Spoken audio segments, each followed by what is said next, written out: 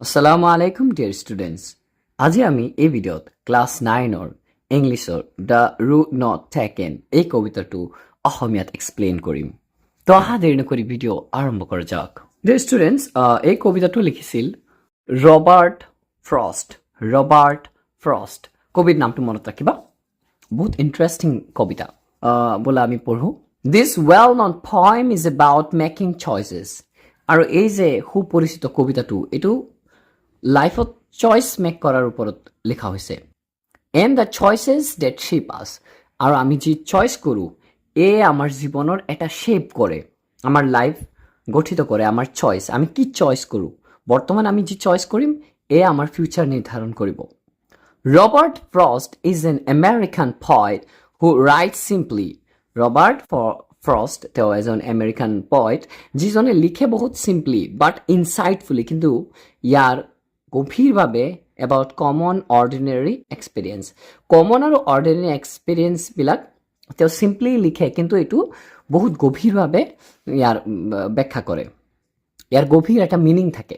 তো এইটো কবিতাত প্ৰথমে আমি অনুবাদটো জানিম, ইয়াৰ পাছত ইয়াৰ গভীৰ যে ব্যাখ্যাটো এইটো জনাৰ চেষ্টা কৰিম। ভিতৰুৱা যিটো ব্যাখ্যা এইটো বহুত ইম্পৰ্টেণ্ট, বিকজ আজিকালি যি MCQ বা ইয়াৰ ওপৰত যি কুৱেশ্যন আহে সেইবোৰ ভিতৰৰ পৰা আহে, আৰু কেৱল মাত্ৰ যে ভিতৰৰ কিবা এটা চেণ্টেঞ্চ উঠাই দি প্ৰশ্ন সুধিব এনেকুৱা নহয়। ইয়াৰ টোনটো কি, কথা কবিৰ কোৱাৰ ষ্টাইলটো কি, কি বুজাব বিচাৰিছে ইত্যাদি বিষয়বোৰ আহে। চ' আমি খুব গভীৰভাৱে ইয়াৰ অৰ্থ জানিব লাগিব।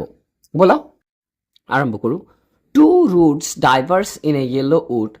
দুটা ৰাস্তা ডাইভাৰ্ছ হৈ গ'ল। ডাইভাৰ্ছ মিনছ এইদৰে দুটা ৰাস্তা গৈ দুই চাইডে গুচি গ'ল। তো দুটা ৰাস্তা ডাইভাৰ্ছ, এইফালে এটা ৰাস্তা গুচি গ'ল, ধৰা মই ইয়াত ছবি আঁকি দিছোঁ এনেকে, এইটো কয় diverse. Two root diverse in a yellow'. দুটা ৰাস্তা এটা য়েল্ল' জংঘল দি ডাইভাৰ্ছ হৈ গ'ল, দুই ভাগত গুচি গ'ল। এণ্ড চৰি আই কুড নট ট্ৰেভেল বথ। আৰু মই দুখিত যে মই দুইটা ৰাস্তা দি যাব নোৱাৰিম। And be one traveller long I stood. যিহেতু মই এজন যাত্ৰী, ট্ৰেভেলাৰ, চ' মই বহুত টাইম থিয় হৈ থাকিলোঁ। And look down one as far as I could. আৰু মই দূৰলৈকে চালোঁ, তলৰ ফালে যিমান দূৰ দেখিব পৰা যায় মই ইমান চালোঁ, দেখিলোঁ। To where it bent in the undergrowth. আৰু এই ৰাস্তাটো ক'ত গৈ বেকা হৈ যায় আৰু জোপোহাৰ মাজত হেৰাই যায়। মানে আমি যদি দুই ৰাস্তাৰ মূৰত থিয় হওঁ, আমি ৰাস্তাবোৰ চাম যে বহুত দূৰ চিধা গৈ গৈ তাৰপিছত বেকা হৈ যায় যিকোনো ৰাস্তা। তো এতিয়া মই জাষ্ট ইয়াৰ অনুবাদটো কৈ আছোঁ, ইয়াৰ পিছত ব্যাখ্যা কৰাৰ চেষ্টা কৰিম। দেন টুক দ্য আদাৰ। তেতিয়া মই অন্য ৰাস্তাটো বাচিলোঁ, জাষ্ট এজ ফেয়াৰ। আৰু মই ভাবিলোঁ এইটোৱেই ভাল হ'ব। And having perhaps the better claim. আৰু হয়তো এই ৰাস্তাটোৱে বেটাৰ ক্লেইম কৰি আছে, বেছি ভাল হ'ব এনেকুৱা বুজাই আছে। Because it was grassy and wanted wear. কাৰণ এই ৰাস্তাটো খুব বেছি ঘাঁহ বন নাছিলে, আৰু ৱান্টেড ৱেৰ মানে কম মানুহ ইয়াত চলাচল কৰিছিল। দ' এজ ফৰ দ্য পাছিং দেৰ। কিন্তু যদিও কোনোবাই এইটো ৰাস্তা দি যায়, ট্ৰেভেল কৰে, had worn them really about the same. তেওঁলোকে হয়তো দেখা পাব যে ৰাস্তাটো প্ৰায় ছেইমেই। And both that morning equally. আৰু সিদিনাখন দুয়োটা ৰাস্তাতেই ৰাতিপুৱা পৰিছিল, মানে ৰাতিপুৱা হৈছিল। In leaves no' step had trodden black. আৰু ইয়াৰ পাতবিলাকক কোনেও গচকি যোৱা নাই এতিয়াও। চাওক, ৰাস্তা যদিও বেলেগ বেলেগ থাকে, ৰাতিপুৱা যেতিয়া কোনো মানুহ এতিয়ালৈকে যোৱা নাই তেতিয়া প্ৰায় ৰাস্তা ছেইমেই দেখা যায়। ইয়াৰ পিছত যিটোত বেছি মানুহে চলে সেইটোত বেছি পৰিষ্কাৰ হৈ যায়, আৰু যিটোত কম মানুহে চলে সেইটোত ঘাঁহ জোপোহা বন ইত্যাদি থাকে, পাত পৰি থাকে। তো সেইদিনাখন ৰাতিপুৱা পৰিছিল, ৰাতিপুৱা যেতিয়া হৈছিল তেতিয়া কোনো ট্ৰডেন ব্লেক মানে কোনোবাই ব্লেক, ট্ৰডেন ব্লেক ইয়াত হৈছে পাতবোৰ কোনোবাই ভৰিৰে গচকি যোৱা নাই এতিয়ালৈকে। I kept the first for another day. মই ৰৈ আছিলোঁ অইন এটা দিন এই প্ৰথমটোৰ ৰাস্তাৰ কাৰণে, মানে বহুত টাইম কবিয়ে যে অপেক্ষা কৰিছিলে। Yet knowing how way leads on to way. যদিও মই জানিছিলোঁ এটা ৰাস্তাই আৰু এটা ৰাস্তালৈ লৈ যায়, মানে আমি যদি এটা ৰাস্তাত যাওঁ এই ৰাস্তাটো গৈ আৰু এটাত লিংক হৈ যাব, এইদৰে এটা ৰাস্তা আৰু এটা ৰাস্তাৰ সৈতে লিংক থাকে। I doubted if I should ever come back. আৰু মই সন্দেহ কৰিছিলোঁ যদি মই এক ৰাস্তা দি গুচি যাওঁ মই কি আকৌ উভতি আহিব পাৰোঁনে নাই, সেইটো মই সন্দেহ কৰিছিলোঁ। I shall be telling this with a চাই।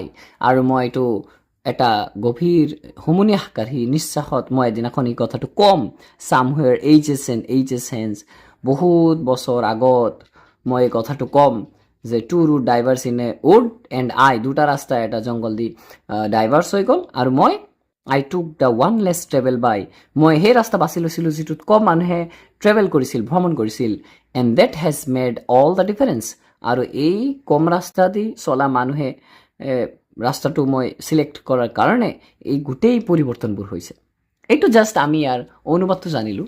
ডিয়াৰ ষ্টুডেণ্টছ, ইয়াৰ আমি গভীৰ অৰ্থটো জনাৰ চেষ্টা কৰিম, তেন্তে আমি আৰু ভালকৈ লেচনটো বুজিব পাৰিম।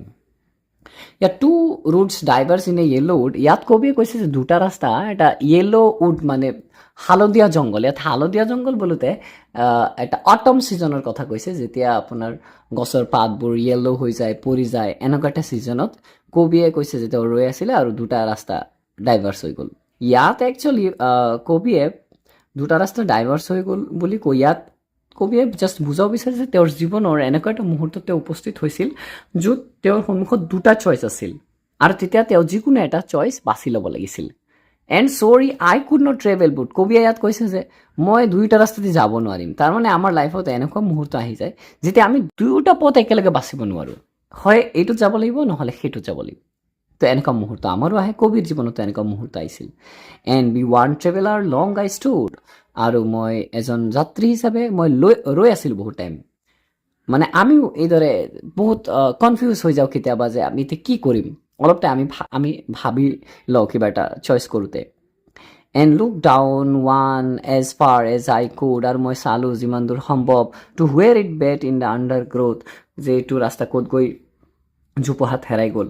তাৰমানে আমি এটা সময় যেতিয়া আমি লাইফত চইচ মেক কৰোঁ তেতিয়া আমি ৰৈ থাকোঁ আৰু যিমান দূৰ সম্ভৱ আমি ইয়াক যাচাই বাছাই কৰোঁ, ইয়াৰ কোনটো কৰিলে ভাল হ'ব বেয়া হ'ব ইত্যাদি বিষয়বোৰ আমি যিমান দূৰ সম্ভৱ আমি কৰোঁ। ইয়াৰ পিছত আমিতো এটা চইচ বাছ কৰিবই লাগিব, মেক কৰিব লাগিব।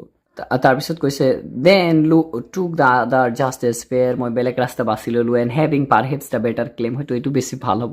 তাৰপিছত আমি এটা সিদ্ধান্তত উপনীত হওঁ বহুত টাইম ভাবি, তাৰপিছত আমি ভাবোঁ যে এইটো সেইটোতকৈ অলপ ভাল হ'ব, এইটো বেছি ভাল, সেইকাৰণে আমি এইটো এটা ৰাস্তা যিকোনো এটা চইচ মেক কৰোঁ।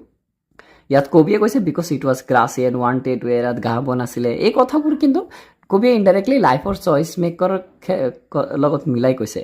দো as for the passing there had worn them really about the same, যদিও এনেকুৱা লাগিছিল দুয়োটা ছেইম। মানে আমি যেতিয়া লাইফত চইচ মেক কৰোঁ তেতিয়া কেতিয়াবা এনেকুৱা হৈ যায় যে দুয়োটা এনেকুৱা হৈ যায় যে ছেইম হৈ যায়, আমি সমানে দুয়োটাত গুৰুত্ব দিওঁ, এতিয়া আমি বুজি নাপাওঁ যে কোনটো বাছি ল'ম, এনেকুৱা হৈ যায়। আৰু কবিয়ে কৈছে and both that morning equally, ৰাতিপুৱা ছেইম আছিলে। In leaves no step had trodden black, আৰু কোনেও পাতবোৰ গছকি যোৱা নাই। এইবোৰ জাষ্ট এক্সাম্পল দি আছে যে আমাৰ লাইফৰ এনেকুৱা পৰিস্থিতি আহি যায় তেতিয়া আমি ছেইম লাগে বিষয়বিলাক, সেই কথাটো ইয়াত বুজাব বিচাৰিছিল। I kept the first for another day, মই অইন দিনৰ কাৰণে ৰৈ আছিলোঁ। Yet knowing how way leads on to way, আৰু মই এইটো জানিছিলোঁ যে এটা ৰাস্তাই আৰু এটা ৰাস্তালৈ লৈ যায়। ইয়াত কথা হৈছে আমি যি চইচ কৰোঁ লাইফত, যি চইচ মেক কৰোঁ, এইটো কিন্তু বেলেগ এটাৰ লগত লিংক থাকে। ধৰক তুমি ক্ৰিকেটাৰ হ'বা, এতিয়া তুমি প্ৰথমে গৈ নিজৰ ফিল্ডত খেলিব লাগিব, লাহে লাহে য'ত খেলপথাৰ আছে ডিষ্ট্ৰিক্ট ফিল্ড, তাত গৈ তুমি খেলি ভাল পাৰফৰ্মেঞ্চ দেখুৱালে তাৰপিছত তুমি ষ্টেট লেভেলত খেলিবা, এইদৰে তুমি গৈ এদিন ইণ্টাৰনেশ্যনেল ক্ৰিকেটাৰ হ'বা। এই এটা ৰাস্তাত তুমি যেতিয়া যাবা তাৰপিছত সেই ৰাস্তাবোৰ তুমি নিজেই পাই থাকিবা, এইদৰে এটা আনটোৰ সৈতে লিংক থাকে। এতিয়া যদি তুমি ডক্টৰ হ'ব বিচৰা আৰু তুমি বেলেগ এটা ৰাস্তা বাছি লোৱা, আৰ্টছত এডমিশ্যন লৈ লোৱা, তেন্তে তুমি হ'ব নোৱাৰিবা। তুমি ডক্টৰ হোৱাৰ যিটো ৰাস্তা এইটো ল'ব লাগিব, তাৰপিছত লাহে লাহে তোমাৰ ৰাস্তা খুলি যাব, দুৱাৰ খুলি যাব, সন্মুখত তুমি নতুন নতুন ৰাস্তা পাবা। তো এইটো কথা ইয়াত বুজাব বিচাৰিছিল যে যদিও মই জানিছিলোঁ যে এটা ৰাস্তা আনটো ৰাস্তালৈ লৈ যায়, I doubted if I should ever come back, আৰু মই সন্দেহ কৰিছিলোঁ যে মই কি উভতি আহিব কাৰণে নাই, কাৰণ আমি যেতিয়া ৰাস্তাটা বাছি লওঁ পিছত আমি আৰু উভতি আহিব নোৱাৰিম, জীৱন এটাই। চ' আমি বুজি শুনি ভাবি চিন্তি এটা চইচ মেক কৰিব লাগিব। I shall be telling this with a sigh, মই এদিনাখন ফিউচাৰত ক'ম, কবিয়ে মানে এদিনাখন ফিউচাৰত ক'ব ভৱিষ্যতত যে বহুত বছৰ আগত তেওঁ এটা ৰাস্তা বাছি লৈছিল, তেওঁ কি ক'ব যে দুটা ৰাস্তা ডাইভাৰ্চ হৈ গৈছিল জংঘলত, আৰু মই সেই ৰাস্তা বাছি লৈছোঁ যিটো কম মানুহে বাছি লয়। মানে ইয়াত কবি বিচাৰিছে যে ফিউচাৰত তেওঁ যেতিয়া ছাকচেছফুল এজন ব্যক্তি হ'ব, বা এতিয়া বৰ্তমান ছাকচেছফুল তেওঁ হৈ অতীতৰ কাহিনীটো কৈ আছে, তো এতিয়া আমাক এই কথাটো একচুৱেলি এতিয়াই আমাক কৈ আছে তেওঁ, যে বহুত বছৰ আগত এটা জংঘলত দুটা ৰাস্তা ডাইভাৰ্চ হৈ গৈছিল আৰু মই এটা ৰাস্তা বাচিলোঁ যিটোত কম মানুহে ট্ৰেভেল কৰিছে মানে কবি হেবিট হৈছে ৰিস্ক টেকিং হেবিট মানে ৰিস্ক লৈছিলে কবি লাইফত তাৰপিছত তেওঁ সেই ৰাস্তা বাছি লৈছিল কম মানুহে চলিছিলে যে কম মানুহে কোনবিলাক ৰাস্তা বাছি লয় কম মানুহে কোনবিলাক পথত চলে যিবিলাক বহুত ৰিস্কি হয় বিজনেছ হয় চাওক আমি বেছিভাগেই কি কৰোঁ মানুহে যিটো বাছি লয় সেই বেছিভাগ মানুহ যিটো ৰাস্তা বাছি লয় আমি সেইটো বাছি লওঁ কিন্তু এনেকুৱা কিছুমান মানুহ আছে যিবিলাকে বহুত ৰিস্ক লৈ লয় লাইফত আৰু তেওঁলোকে বহুত ডাঙৰ মানুহ হয় পৰৱৰ্তীত and that has made all the difference আৰু এইটোৱেই মোৰ গোটেই এই ডিফাৰেঞ্চ কৰি পেলাইছে সেই ৰাস্তা বাছি লোৱাৰ কাৰণে যিটোত কম মানুহে চলিছিল